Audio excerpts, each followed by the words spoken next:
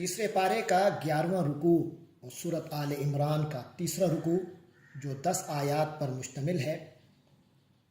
فرمایا اعوذ باللہ من الشیطان الرجیم بسم اللہ الرحمن الرحیم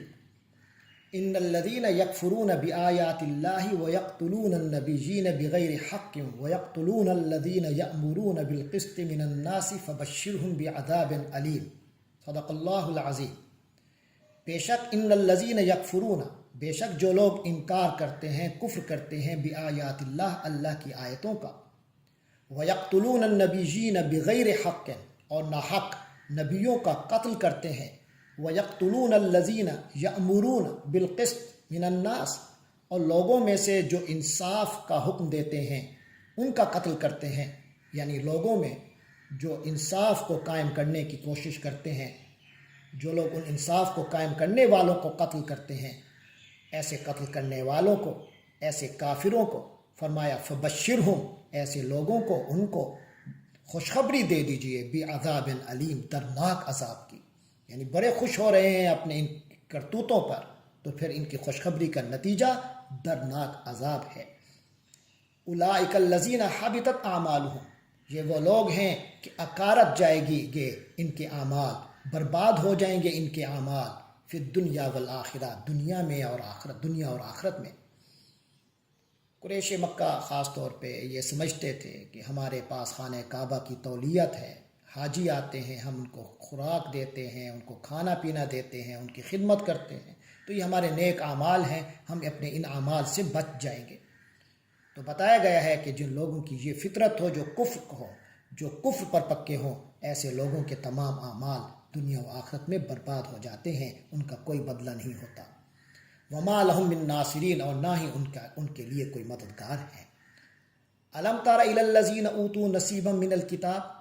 کیا تم نے دیکھا نہیں ان لوگوں کی طرف جنہیں کتاب کا کچھ حصہ دیا گیا، نصیبا من الکتاب،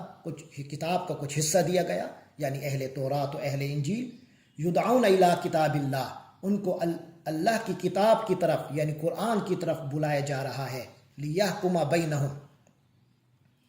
یا اسی طرح جو اللہ کی کتاب ان کے ہاں تھی، یدعون الی کتاب اللہ، ان کو اللہ کی کتاب کی طرف بلایا جا رہا ہے، لیحکم بینہم، تاکہ وہ ان کے درمیان فیصلہ کرے۔ یہ تو یہود و نصارہ کے بارے میں بھی ہے کہ یہودیوں کو جب کوئی ان کا مسئلہ ہوتا، تو جب انہیں ان کے فیصلہ آتا ان کا، تو ان کے کہا جاتا کہ تم تورات میں دیکھ لو کس کا فیصلہ موجود ہے، تو اس کے مطابق فیصلہ کر لو، تو وہ اس سے بھی کنی کتراتے تھے۔ تو فرمائے یدعون الی کتاب اللہ، انہیں اللہ کی کتاب کی طرف دعوت دی گئی، لیحکم بینہم، تاکہ وہ ان کے درمیان فیصلہ کرے،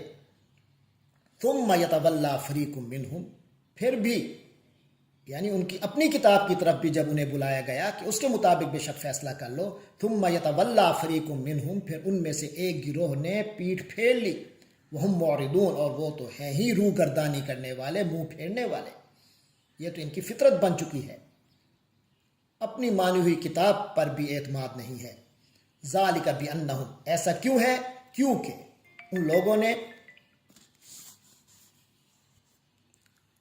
ایسا اس لیے ہے کہ ان لوگوں نے قالو، کہا، یعنی ان کا یہ عقیدہ بن چکا ہے کہ لن تمسنا النار، ہمیں تو آگ چھو ہی نہیں سکتی، ہم تو جہنم میں جا ہی نہیں سکتے، الا ایاما معدودات، سوائے چند دنوں کے، یعنی ہم تو ہمیشہ ہمیشہ کے جنتی ہیں، ہمیں تو جہنم میں ہم جا ہی نہیں سکتے۔ یہ جو عقیدہ انہوں نے اپنا گھڑ لیا ہے، اس کی وجہ سے تمام برائیاں ان کے اندر گھر کر گئی ہیں۔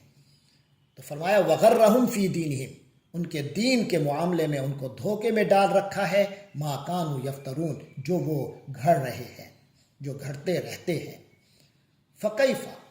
تو کیسا ہوگا، یعنی اس وقت صورتحال کیا ہوگی، اذا جمعناہم، جب ہم ان سب کو جمع کریں گے، لیوم، ایسے دن کو، لا ریب فیہ، جس کے آنے میں کوئی شک نہیں، یعنی قیامت میں ہم ان کو اکٹھا کریں گے میدان حشر میں، ووفیت کل نفس ما کسبت، اور ہر نفس کو پورا کا پورا بدلہ ملے گا، ما کسبت، جو اس نے کمایا، جو اس نے کیا، وہم لا یظلمون، اور ان پر کوئی زیادتی نہیں ہوگی، اپنے اپنے کیے کا ہی بدلہ ملے گا۔ اس کے بعد مسلمانوں کو ایک عظیم الشان دعا سکھائی جا رہی ہے یہ حکم دے کر، اور اس کا ایک شان نزول بھی ہے کہ غزوہ احزاب کے موقع پر جب مسلمان مجبور ہو گئے کہ خندق کھودیں، اس موقع پر اللہ تعالی نے نبی پاک صلی اللہ علیہ وسلم کی وساطت سے مسلمانوں کو یہ بشارت دی کہ انہیں روم اور ایران ان کے ہاتھوں فتح ہوں گے۔ تو اس بات کو سن کر جو ارد گرد کے لوگ تھے غیر مسلم، وہ ہنسنے لگے، مذاق اڑانے لگے کہ ان کی حالت تو یہ ہے کہ اس وقت اپنی حفاظت کے لیے انہیں خندقیں کھودنی پڑ رہی ہیں، صرف عرب کے چند قبیلوں کے اکٹھا ہونے کی وجہ سے ان سے لڑ نہیں سکتے، اور بے کسی کی یہ حالت کہ فاقوں پہ گزارا کر رہے ہیں، کچھ کھانے کو نہیں مل رہا اور خواب دیکھ رہے ہیں ایران اور روم کی فتح کے۔ تو یہاں اس بشارت کو قرآن کے الفاظ میں پیش کیا جا رہا ہے، مگر اس انداز سے کہ مسلمان اس کو اپنی دعا بنا لیں، اللہ پر یہ اعتقاد رکھتے ہوئے، اپنا یقین رکھتے ہوئے یہ دعا بنا لیں۔ فرمایا قل کہو اللہم، اے میرے اللہ، مالک الملک، تو ہی تو اختیارات کا مالک ہے، تو ہی بادشاہت کا مالک ہے،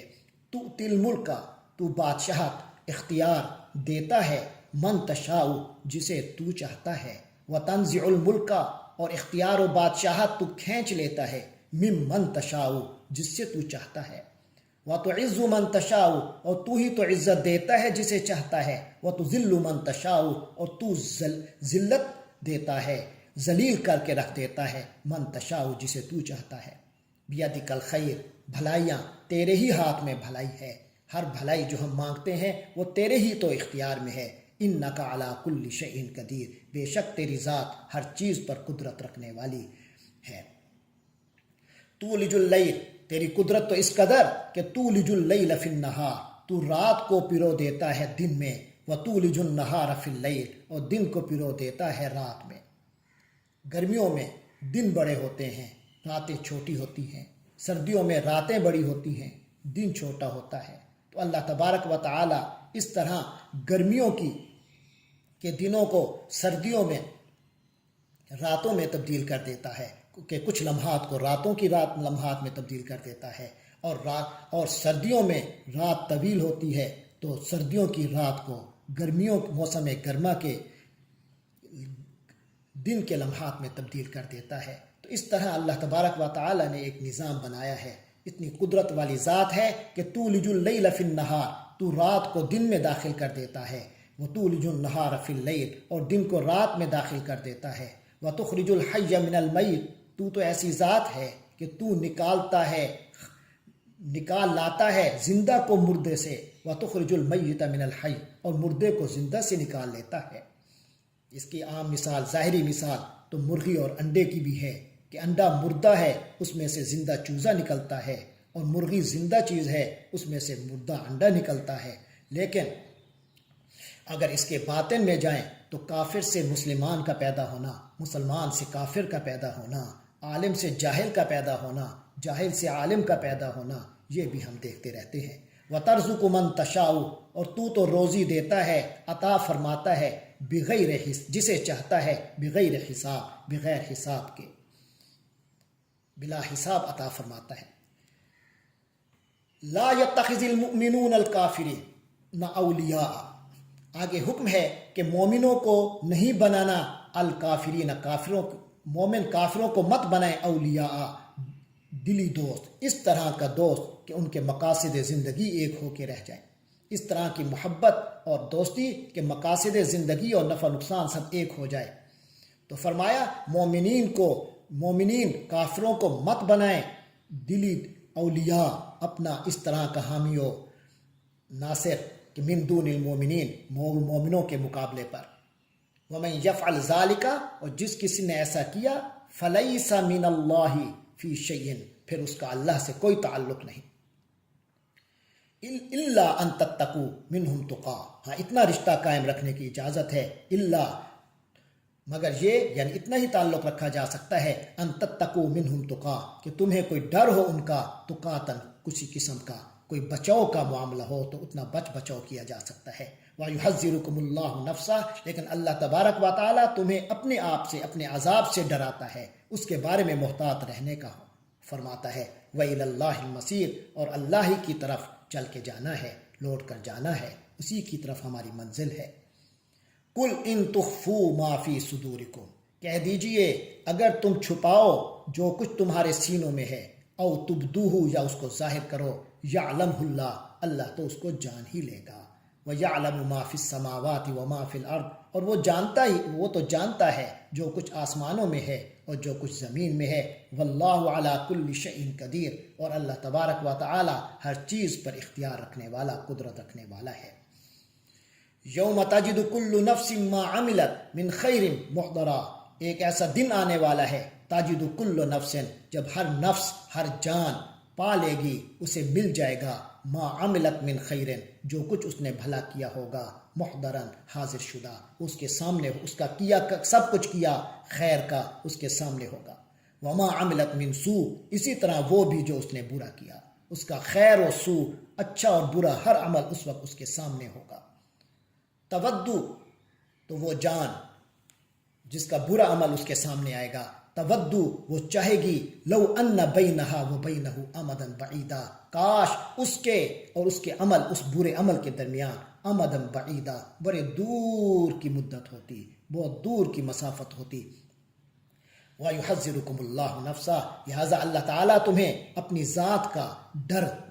اپنی ذات کا، اپنے عذاب کا ڈر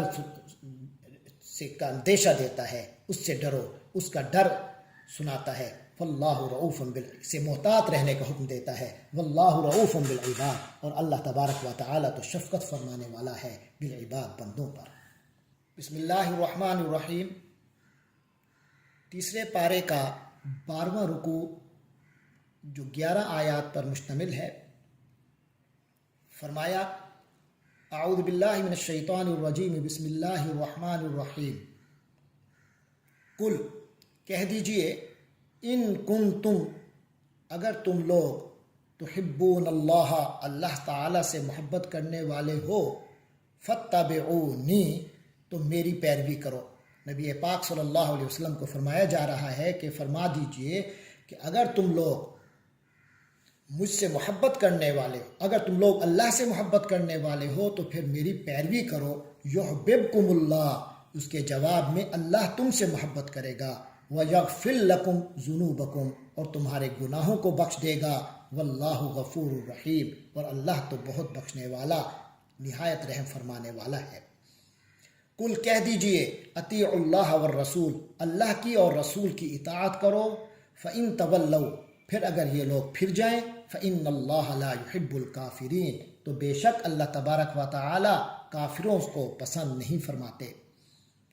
ان اللہ اصطفى آدم ونوح وآل ابراہیم وآل عمران علی العالمین، یہاں سے عیسائیوں کی، نصارہ کی اس غلط فہمی کو دور کیا جا رہا ہے جو ان کے ہاں تثلیث کے حوالے سے ہے کہ خدائی میں وہ 3 کو شریک سمجھتے ہیں، اللہ، جبرائیل علیہ السلام، حضرت عیسیٰ علیہ السلام، یا پھر اللہ، بی بی مریم اور حضرت عیسیٰ علیہ السلام، یہ 2 مختلف قسم کے فرقے ہیں۔ تو بہرحال تثلیث کا جو عقیدہ ہے اس کو یہاں رد کیا جا رہا ہے، یہ بتایا جا رہا ہے کہ ہر ایک اللہ کی مخلوق ہے، چاہے حضرت بی بی مریم ہو، چاہے حضرت عیسیٰ ہو، یہ سب انسانیت، انسانی سلسلے کے ہی لوگ ہیں، اگرچہ یہ خصوصی اور اللہ کے مقرب لوگ ہیں، خصوصی لوگ ہیں، اللہ کے چنے ہوئے لوگ ہیں، یہ علیحدہ بات ہے، لیکن بہرحال یہ سب عباد ہیں، اللہ کے بندے ہیں۔ تو فرمایا ان اللہ اصطفى آدم ونوح وآل ابراہیم وآل عمران علی العالمین، بے شک اللہ نے چن لیا آدم علیہ السلام کو، ونوحا اور نوح کو، وآل ابراہیم اور آل ابراہیم کو، وآل عمران اور آل عمران کو، علی العالمین، تمام جہانوں پر۔ یہ آل عمران، عمران جو ہے یہ حضرت عیسیٰ علیہ السلام کے نانا ہیں، حبیبی مریم کے والد ہیں، اور اس سے مراد حضرت موسیٰ کے والد عمران بھی ہو سکتے ہیں۔ تو بہرحال فرمایا ہم نے ان لوگوں کو، بے شک اللہ نے ان حضرات کو چنا ہے تمام جہانوں پر۔ ذریۃ بعضھا من بعض، ان کی حقیقت یہ ہے کہ یہ سب ایک دوسرے کی نسل سے ہیں، جیسے نوح علیہ السلام حضرت آدم کی نسل سے ہیں، آل ابراہیم حضرت نوح علیہ السلام کی نسل سے ہیں، اور آل عمران حضرت ابراہیم علیہ السلام کی نسل سے ہیں۔ واللہ سمیع علیم، اور اللہ تو سننے والا جاننے والا ہے، ہر ایک کی سنتا ہے، سب کچھ جانتا ہے۔ اب یہاں سننے اور جاننے کے حوالے سے ایک مزید وضاحت ہو رہی ہے۔ فرمایا اذ قالت امرأۃ عمران رب انی نذرت لک ما فی بطنی محررا، یعنی وہ وقت یاد کرو جب قالت امرأۃ عمران، جب عمران کی بیوی نے کہا، یعنی حضرت مریم کی والدہ نے، ربی میرے پروردگار، انی نذرت، میں نے تو لکا تیری نظر مانی ہے، تیرے لیے نظر مانی ہے، ما فی بطنی جو میرے پیٹ میں ہے، محررن اسے میں ہر کام سے آزاد رکھوں گی، فتقبل منی تو مجھ سے قبول فرما لے، یعنی میرے پیٹ میں جو بچہ ہے وہ اے اللہ تیرے گھر کی تیری عبادت کے لیے، تیرے گھر کی خدمت کے لیے یہ وقف ہوگا، ہر کام سے آزاد ہوگا، صرف تیرے گھر کی اور عبادت کے لیے وقف ہوگا، اس کو مجھ سے قبول فرما لے۔ تو ان کے ذہن میں تھا کہ یہ بیٹا ہوگا تو اس میں اللہ کے لیے وقف کر دوں گی۔ فرمایا انک انت السمیع العلیم، بے شک تو ہی تو ہے جو سننے والا جاننے والا ہے۔ فلما وضعتها، پھر جب اس بچی کو وضع کیا، یعنی اس کو وضع حمل ہوا، ان کو اس بچی کی صورت میں، حضرت مریم کی صورت میں، قالت، تو وہ والدہ کہنے لگی، ربی میرے پروردگار، میرے رب، انی وضعتها، میں نے تو یہ پیدا کی ہے انسا بچی، واللہ عالم بما وضع، جبکہ اللہ بہت بہتر جانتا ہے جو انہوں نے جنا، ولیس الذکر کالانثی، اور مذکر وہ جو اگر نر پیدا کرتی تو وہ کالانثی، وہ اس بچی جیسا نہیں ہو سکتا، ولیس الذکر، اور کوئی لڑکا نہیں ہو سکتا کالانثی، اس بچی جیسا، اس لڑکی جیسا، وانی سمیتھا، اور بے شک میں نے اس کا نام رکھا ہے مریم، وانی اعیذھا، تو وہ والدہ کہنے لگی اللہ کے حضور کہ اے اللہ، انی اعیذھا، بے شک میں اس کو پناہ میں دیتی ہوں، بکا تیری پناہ میں دیتی ہوں، وذریتھا، اور اس کی نسل کو، من الشیطان الرجیم، شیطان مردود سے، خردان مردود سے، کہ حملوں سے بچانے کے لیے اے اللہ میں اس کو تمہاری آپ کی پناہ میں دیتی ہوں۔ فتقبلها ربها، تو تمہارے رب نے، فتقبلها ربها، تو اس کے رب نے اس کو قبول فرمایا، بقبول حسن، بہت اچھے انداز سے قبول فرمایا، وانبتها نباتا حسنا، اور اسے بہت عمدہ پرورش اور پروان چڑھایا، وکفلها زکریا، اور اس کی کفالت، اس کی پرورش اور سرپرستی ان کی سرپرستی حضرت زکریا علیہ السلام نے کی، حضرت مریم کی سرپرستی پھر حضرت زکریا علیہ السلام جو ان کے خالو لگتے تھے انہوں نے فرمائی۔ کلما دخل علیہا زکریا المحراب، جب بھی حضرت زکریا علیہ السلام ان کے پاس محراب میں تشریف لاتے، محراب میں داخل ہوتے، یعنی وہ جو خاص گوشہ جو حضرت مریم کی عبادت کے لیے تھا، جب وہاں تشریف لاتے، واجد عندها رزقا، تو ان کے پاس رزق دیکھتے۔ اس رزق سے مراد یا تو بے موسم پھل تھے، ایسے پھل جو کہ وہاں نہیں پہنچ سکتے تھے مگر حضرت مریم کے ہاں وہ موجود ہوتے تھے، یا اس سے مراد وہ علم و حکمت کی باتیں ہیں جو حضرت مریم سے حضرت زکریا سنتے تھے۔ قال یا مریم، تو انہوں نے فرمایا حضرت زکریا نے، اے مریم، انا لک ھذا، یہ کہاں سے تمہیں آتی ہیں، یہ چیزیں کہاں سے تمہیں آتی ہیں؟ قالت، فرمانے لگی، ہوا من عند اللہ، یہ سب کچھ اللہ ہی کی طرف سے ہے، ان اللہ یرزق من یشاء، اللہ جسے چاہتا ہے عطا فرماتا ہے، بغیر حساب، بلا حساب عطا فرماتا ہے۔